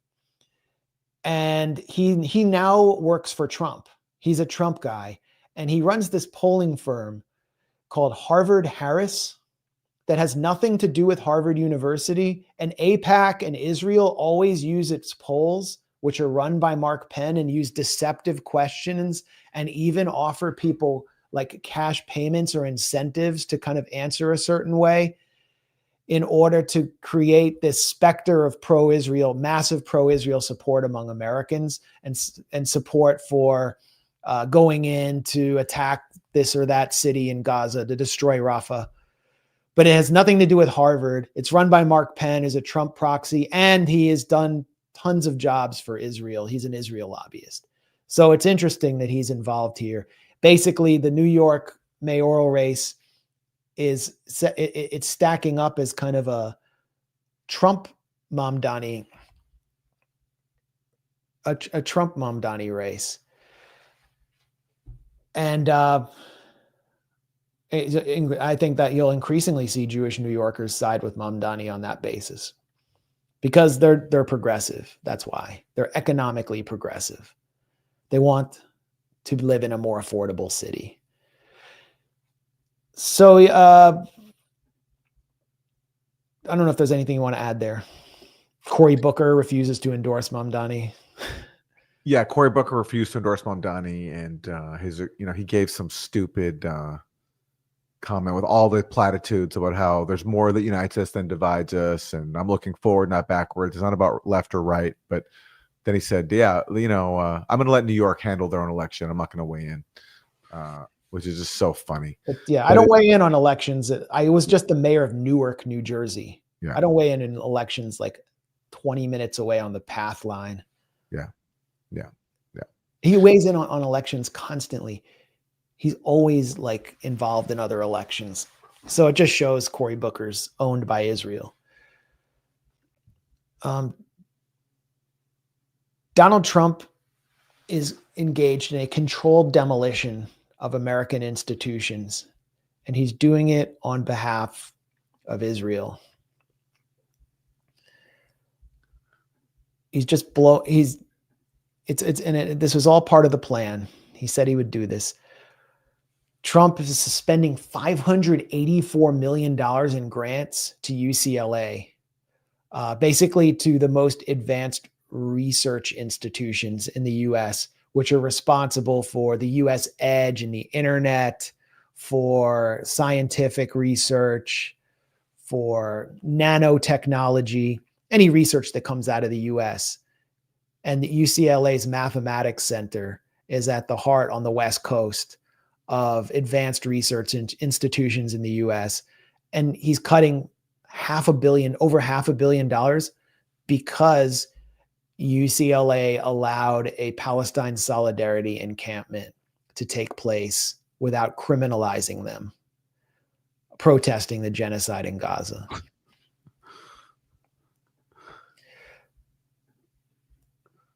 And then we have the whole Department of Homeland Security suspension of grants, federal disaster grants to states that allow companies to boycott Israel, which is actually protected under the First Amendment. This is the Homeland Security. They tried. There was an uproar, and Steve Bannon said this is a disgusting Israel first policy. And so they say there's no FEMA requirement tied to Israel in any current order. No states have lost funding. They're backpedaling, but then they say DHS will enforce all anti-discrimination laws and policies, including as it relates to the BDS movement. So they are still enforcing it on Israel's behalf, denying disaster aid if this hypothetical scenario, which isn't taking place, takes place. And what they're saying is that they're doing DEI for Israelis and Jews on universities and at the federal level, while they are attacking DEI or attacking, I would say, civil rights programs for everyone else. They're forcing Ivy League universities to hand over data to prove that they are not engaged in affirmative action, and allowing historically underprivileged communities like Black people to gain admission unless they have extremely high SAT scores. That's what they're doing to Brown University. But at the same time, they're pummeling all these universities for phony, bogus accusations of discrimination against one of the most privileged groups in world history, American Jews. They're setting up like a two-tiered system of DEI on behalf of Donald Trump's donors. Can it get any more anti-Semitic than that? I saw also they're getting involved even in individual cases. So like that young woman in Florida who was making fun of a fellow student, a guy who was wearing an IDF shirt, and it was on video. And then the Trump administration, people were like calling for her to be basically expelled. Yeah. And they're like Leo Terrell. Yeah. They basically purchased a black Fox presenter to shill on behalf of Israel. Even in these individual cases, like it's not just even like on cutting funding, cracking down on a white school, even getting involved in individual cases. Like there's one student whose feelings were hurt because he got made fun of for wearing an IDF shirt. And now, of course, it's like a national issue for this young woman who was on tape making fun of the IDF guy to be expelled. It's like extreme form of DEI. It's the most extreme DEI ever. Well, it's also, the woman was obviously defending herself against a Zionist cry bully who doesn't provide any context to the video. And he was obviously provoking her. Yeah. And she has integrity. Yeah. She's someone who is an upstanding graduate student who seems to be pretty well liked and on her way to an advanced degree, and they're destroying her life on behalf of a foreign and apartheid state engaged in the mass starvation and slaughter of a captive indigenous population. That's what this administration is. They hate their own citizens. They treat their own citizens like garbage on behalf of Netanyahu's cutouts. That's the least America first thing you could possibly do. Here's this trashy Fox News freak that has been installed as U.S. attorney in Washington, D.C., Jeanine Pirro. Trump wants everyone from Fox News in the administration because he doesn't have that much of a perspective on the world outside Fox News, it seems. That's why he chose John Bolton in the first place. With anti-Semitism in this country. And the statistics bear that out. And I think now more than ever, we are seeing increased numbers. So what does that mean? What it means, if you can get from, my tone, we're going to be very aggressive. You heard from the FBI, the MPD. We're going to look for these cases. We're going to prosecute these cases to the full force of the law. It's a problem, and we're not going to tolerate it. Anti-Semitism has historically been one of the biggest scabs in the world that keeps getting picked on and picked at. So from my perspective, I will go forward with every case with vengeance. With a vengeance. And, this is an administration that does not believe that any other minority group in the U.S. faces discrimination, opposes civil rights for all groups except one, which happens to be the most historically privileged in the 20th and 21st centuries. And what it's doing, it's obvious, okay, Trump is doing this on behalf of his donors. He's not dipping into his own money to pay for campaigns. His business empire is probably a lot like Robert Maxwell's, where he just pilfered the pension funds of employees in order to pay off the bankers who, in order to pay down his debt to financiers. It's probably all just his billionaire image is just a hologram. And so he depends on the Adelsons and Ron Lauder, who is a complete Netanyahu cutout, who donated $5 million to Trump's MAGA Incorporated dark money super PAC. Of course, he's doing that. But what he's also doing is he's involved in the controlled demolition of American institutions, and he's setting up Jews to collectively take the blame for it. That's what he's doing. And fueling the anti-Semitism Jeanine Pirro complains about, and then expanding the net of criminalization and censorship in response. Yeah. It's a very dark, dangerous scenario. And I don't know if people see it clearly enough. It's going to end very, very badly for American Jews. I don't know. And we have no voice. This is our voice is this live stream, but all institutions are controlled. Jewish institutions in the US, all the major institutions are controlled by genocidal fanatics who hate us, who hate non and anti-Zionist Jews. The only positive here is that the younger generation is not on board with this, as we've talked about. It's not the fidelity to Israel just doesn't exist among young people to the way it does with older generations. Our generation. It's a symbol for something bigger. It's a symbol for their disenfranchisement and the fact that they're going to grow up as debt peons and that none of them will be able to own homes. Yeah. It's a symbol of just the complete lack of democracy and economic opportunity. And so it's like a perfect, it's a perfect place to point the finger. This is a perfect transition point.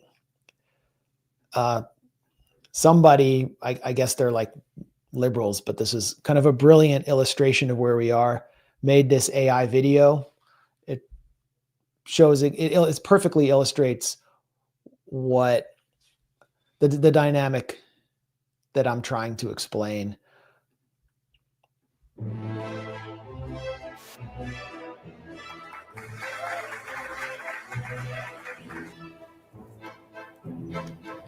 And MAGA realizing they've been bamboozled, they've been took, they've been had, they've been hoodwinked. Again, there's Alex Karp.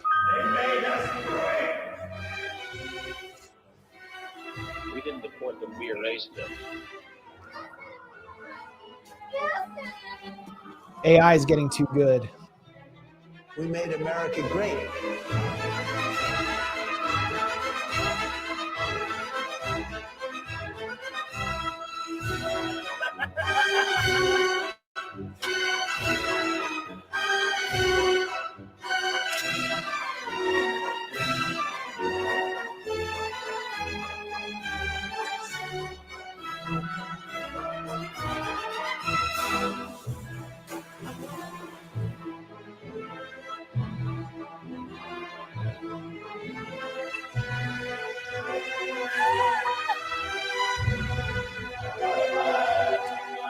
If only.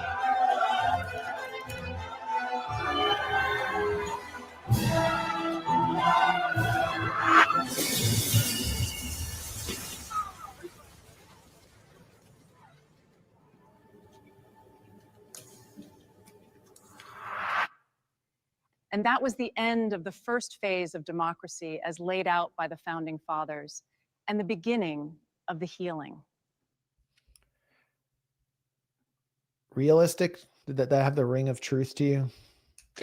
In terms of the betrayal of Trump supporters, of all voters, absolutely. Will the MAGA base revolt? Doesn't seem like it yet. No. But they have every reason to. They've been betrayed in so many ways. I think, yeah, it has the ring of truth, at least the kind of Elysium delusional predatory world that Trump and his inner circle of and inner goon squad exist in. But I don't think it will ever get to the point where the MAGA faithful, the real America First masses, will stage an insurrection at the White House, another January 6th. Because if Trump really senses that his base is turning on him in a comprehensive way, he will use federal troops and or ICE to instigate a race war inside a major US city like LA or Washington, DC. What we saw with ICE in LA was the pilot program. And yeah, some Waymo cars got burned there. Trump said in Marines, there was no need for it. And he's now talking about reoccupying Washington, DC. Once they get it, once they get the culture war inflamed again with some BLM violence, then the base will fall back into line and let Trump keep pilfering their Medicare. I don't think they're actually going to openly rebel against him. But the Epstein issue is a little, in the way Trump is handling it, declaring that it's all just fake, is a little too on the nose. And I think it's also, for many people, symbolic of Donald Trump being a part of the so-called deep state, being part, as Thomas Massey has said, of a class of people that exists above the law. I don't know if you mind if I talk about Epstein again. Sure, please. Yeah. Well, some interesting developments. Ghislaine Maxwell, the daughter of the late British fraudster and publisher, competitor of Rupert Murdoch, and Israeli agent Robert Maxwell, who was jailed for 20 years for trafficking women to Jeffrey Epstein to be sexually abused, and took away their passports as part of the whole program, has just been upgraded to Club Fed. And she's now in a minimum security country club style prison where she struck up a close friendship with a former Real Housewives of Salt Lake City star. I think she's in Utah now. So she's gotten a real upgrade under Trump. And this comes as Trump's DOJ, through the number 2 official in the Department of Justice, is mulling a corrupt deal which would grant Ghislaine Maxwell clemency, and in order, obviously, to compel her into exonerating the president.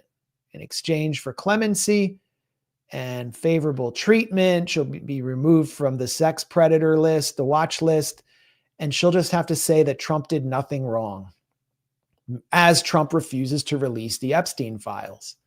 And in a really interesting coincidence, Ghislaine Maxwell's lawyer, David Oscar Marcus, happens to have been mentored by Alan Dershowitz and owes his career to Alan Dershowitz, who is Jeffrey Epstein's close friend, legal advisor, and a frequent guest at Epstein Island.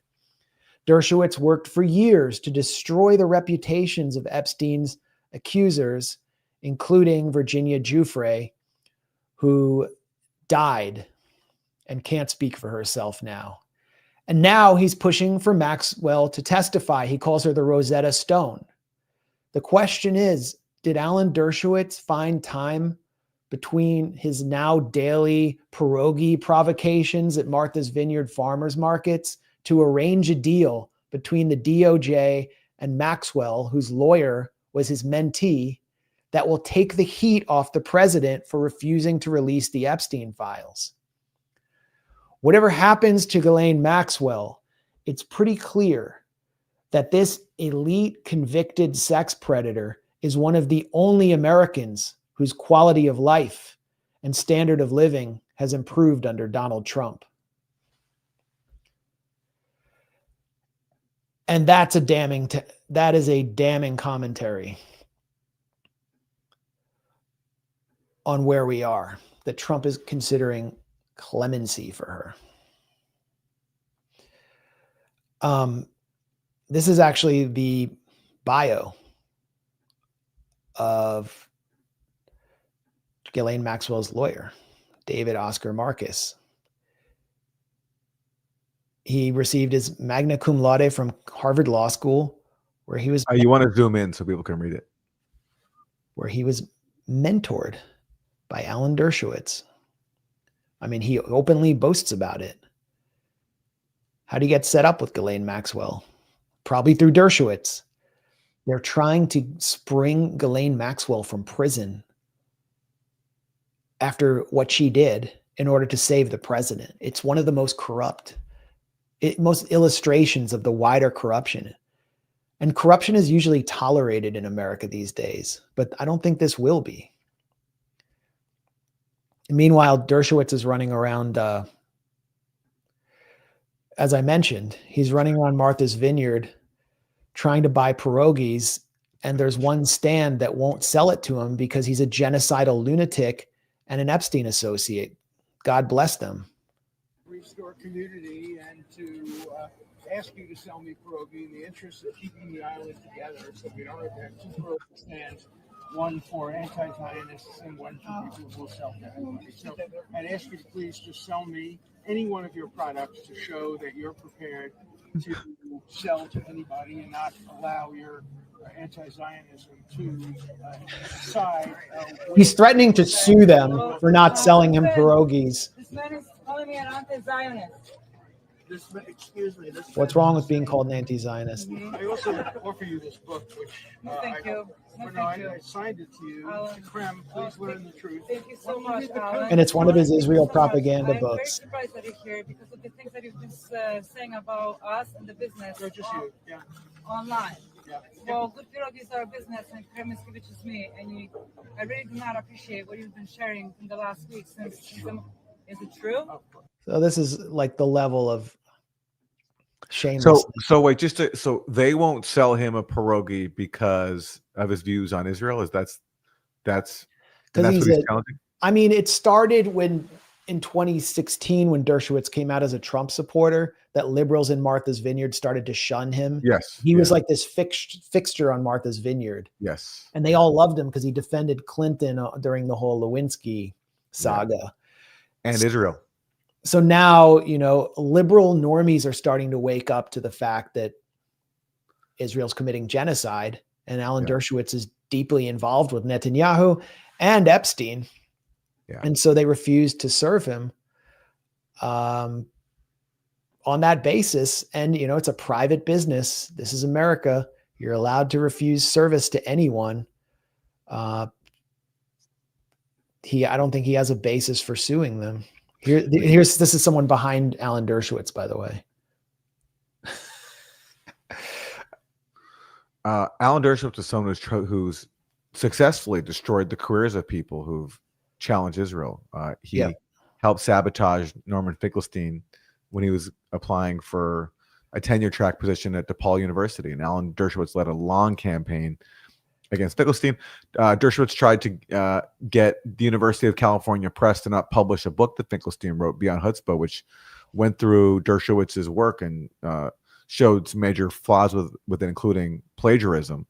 And Dershowitz threatened to basically bankrupt the University of California Press if it went through with publishing that book, which the UC Press thankfully ignored. But he even tried to lobby Arnold Schwarzenegger, who was the governor of California at the time, to intervene and basically stop UC Press from publishing that book. So that's civil liberties attorney Alan Dershowitz's commitment to civil liberties. So it's so funny now that he's trying to make something out of this pierogi gate on Martha's Vineyard.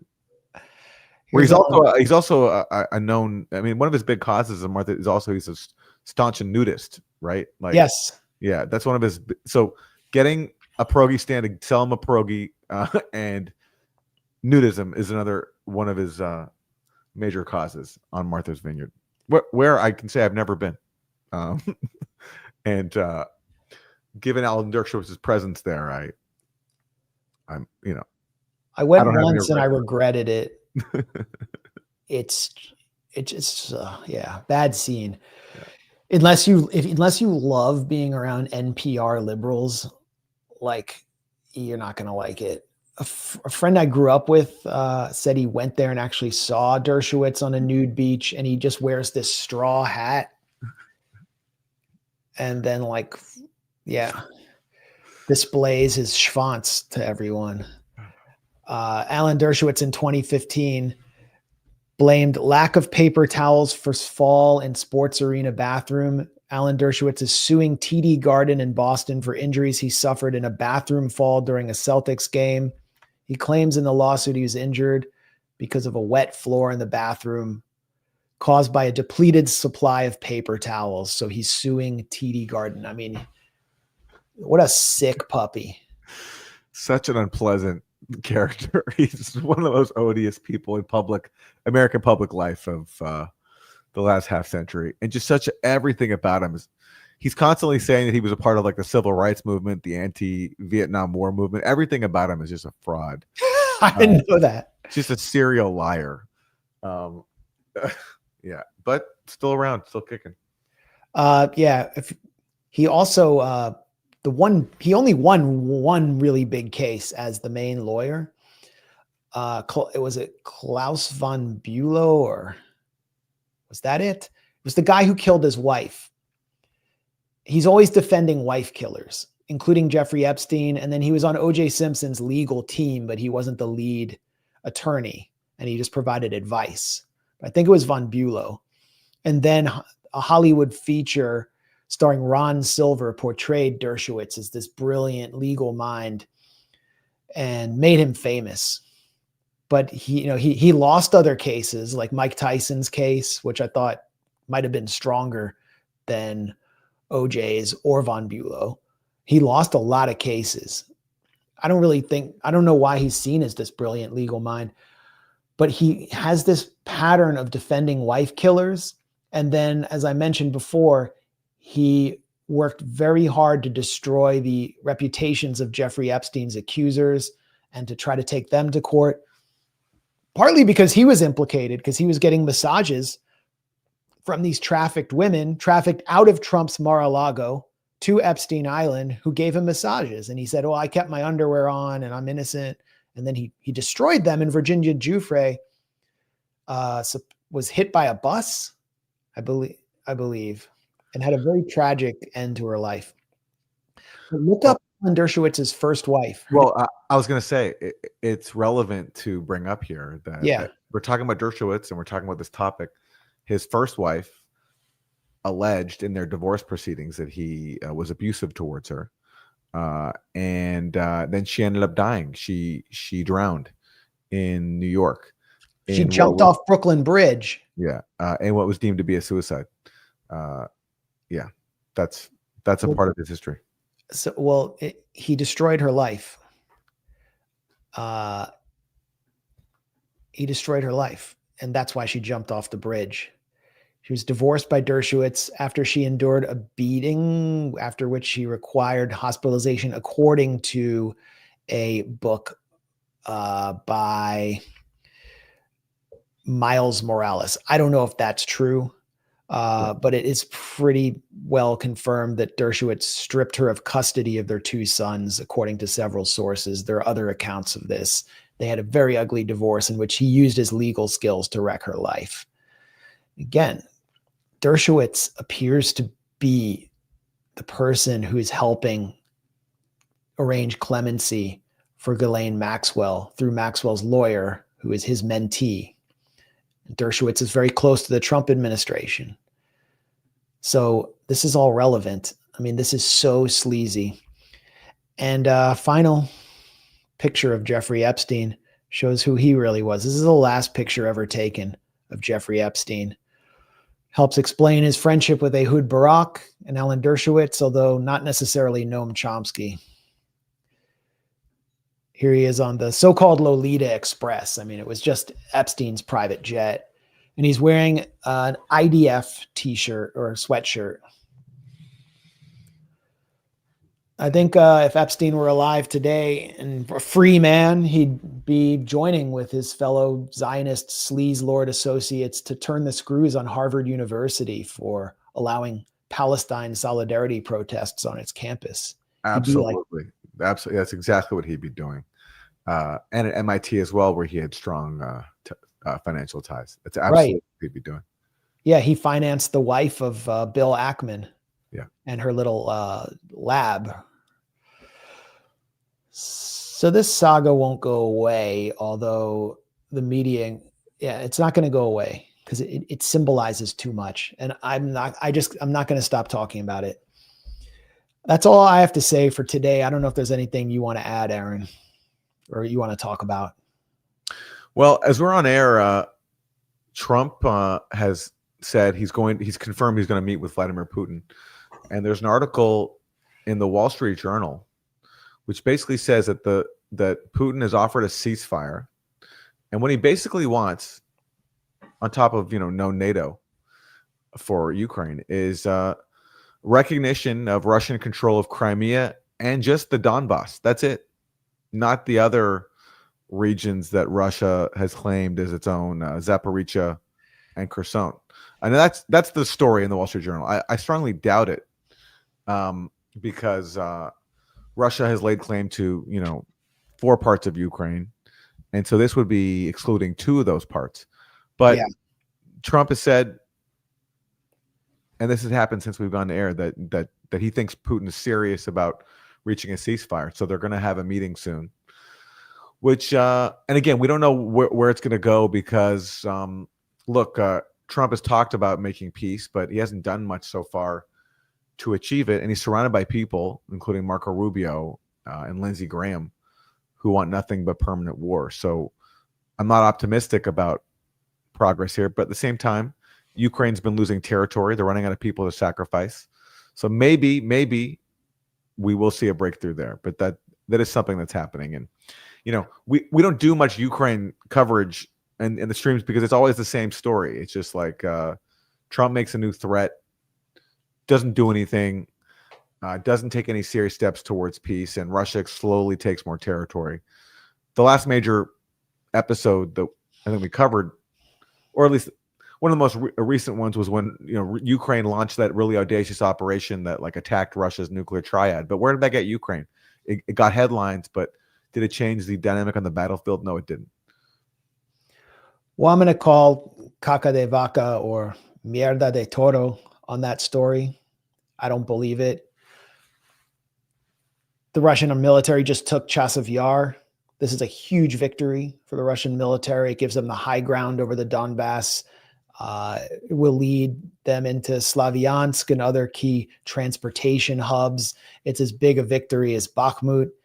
And the Ukrainian military is on the back foot. Putin has no reason to end the war on terms that might be amenable to the U.S. And if you look at the attitude of the Russian leadership, people close to the Kremlin, it's total defiance in the face of the West.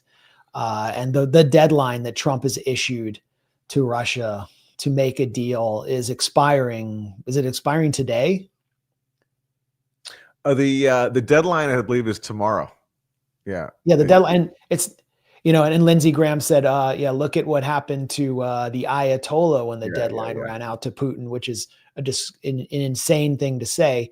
And Russia's just laughing at Lindsey Graham, and justifiably. I don't think the U.S. can make good on these kinds of threats. There's no Israel that's going to attack it. Ukraine is the big Israel in the neighborhood that's already, been attacking it, and they're losing. So I don't think that this is going to go down the way that the Wall Street Journal suggests. Well, if there's a meeting between Trump and Putin, at least that will be significant, because there hasn't been a meeting between Putin and a U.S. president since he met with Biden in 2021, in like June 2021.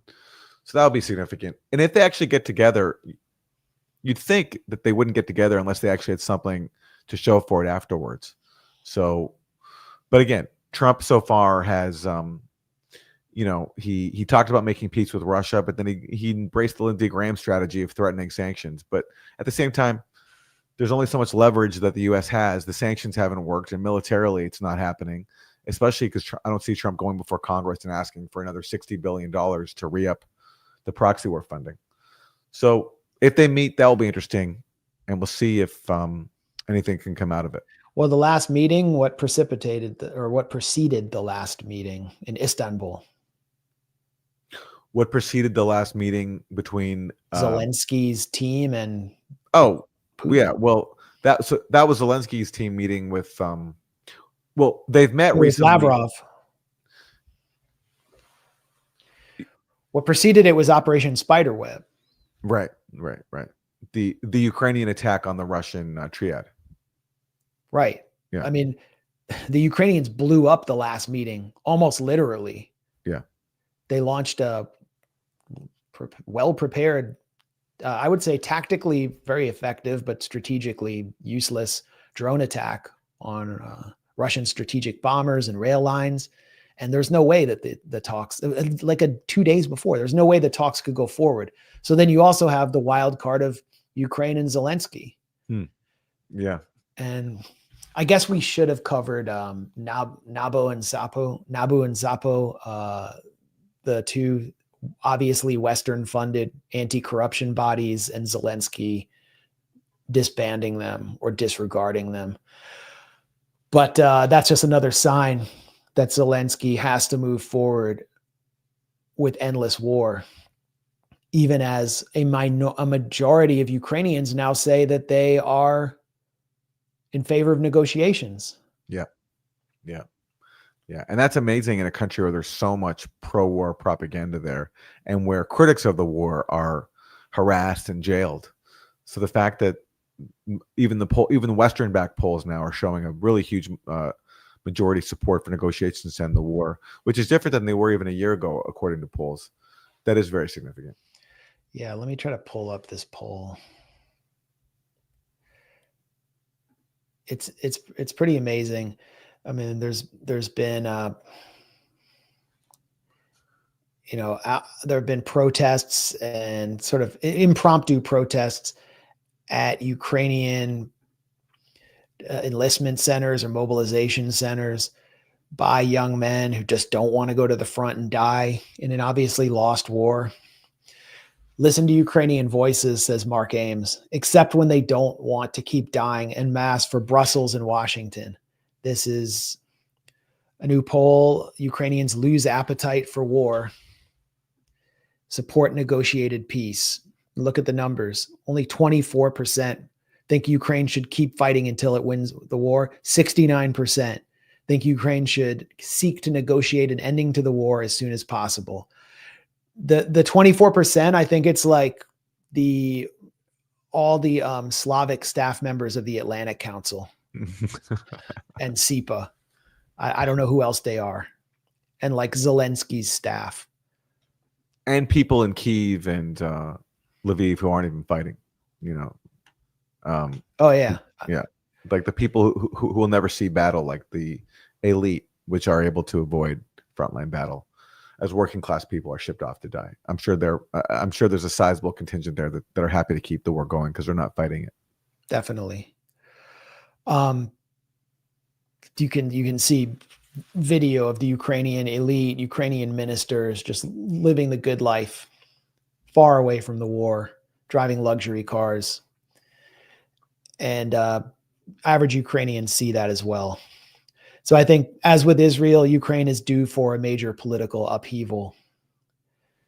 And it's not going to look good for Zelensky or Zelensky, who's sort of being prepared as the next Western stooge to run the war and run Ukraine into the ground. So, yeah, I need to take off. Anything else you want to add? Icarus Fest in a couple weeks. IcarusFest.com, I think, and we'll also drop the links to support the journalists in Gaza who for the Grayzone brought us that story on the mother and her 18-month-old infant son who. That's Mohammed El Saifi. Yeah. EL-SAIFE. Look for it on Chuffed, CHUFFED. And I'll be putting out a newsletter about that as well. Here's Icarus Fest 2025. Some of your favorite people, maybe all. We can't, I didn't really put together. I didn't put together the program. I sort of played a supporting role. So I can't take responsibility for anyone who's missing, but it'll be a great day. August 23rd at the Williams Center in Rutherford. And thank you all for being a part of this stream and supporting the Grayzone. Like the stream, subscribe. We're closing in on 500,000 subscribers despite heavy suppression at YouTube, which is owned by the military contractor Google. And we continue to grow our Substack subscriber base. You can get our latest in your inbox by subscribing and supporting in however you see fit. We couldn't do it without you. We couldn't, we couldn't support these reports from the ground in Gaza. And so we're very grateful, and we hope to see as many of you as possible at Icarus Fest. Aaron, thanks a lot. Great job as always. Peace. Peace out.